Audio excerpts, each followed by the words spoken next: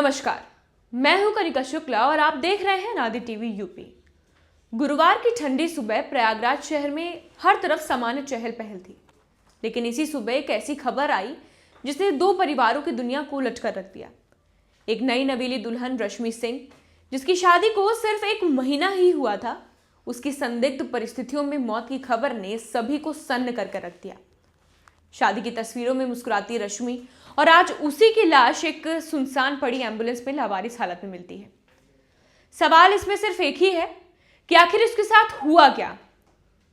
आपको बता दें कि कौशांबी के संडवा विदाव गांव के रहने वाले किसान धर्मेंद्र ने सपने देखे थे कि उनकी 23 साल की बेटी रश्मि की शादी धूमधाम से होगी और उसका घर आंगन हंसी से भर जाएगा। 2 नवंबर को रश्मि की शादी आदित्य प्रताप सिंह से हुई, जो कि फतेहपुर के रहने वाले हैं और अपना दल के जिला उपाध्यक्ष बताए जाते हैं।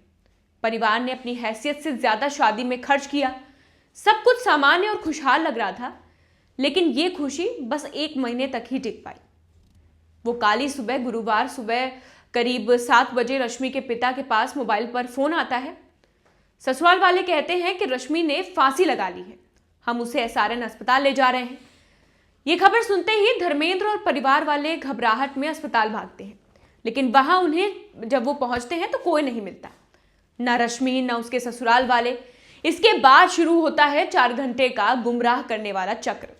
कभी दूसरी लोकेशन बताई जाती है, कभी नया बहाना दे दिया जाता है। परिवार इधर से उधर भटकता रहा। अंत में बताया गया कि लाश स्वरूपरानी चौक के सामने पड़ी हुई है। जब रश्मि के मायके वाले मौके पर पहुंचते हैं तो सामने खड़ी एक एम्बुलेंस में रश्मि का शव रखा था।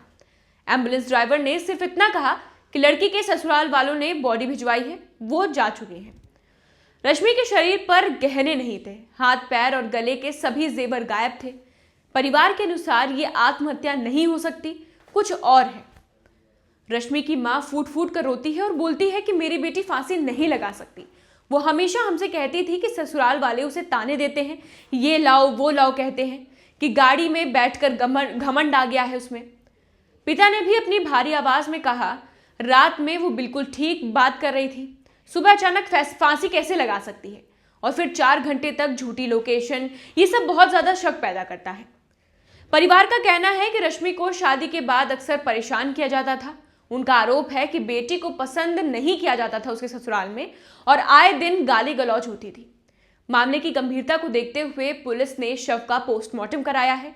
CO खागा प्रमोद कुमार शुक्ला के अनुसार मुकदमा दर्ज कर लिया गया है। सभी आरोपियों की सत्यता के आधार पर जांच की जाएगी।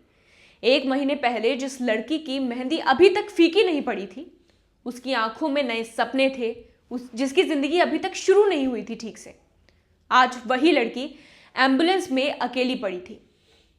उसकी मौत के साथ कई सवाल खड़े हो गए हैं। क्या यह आत्महत्या थी या फिर कुछ और?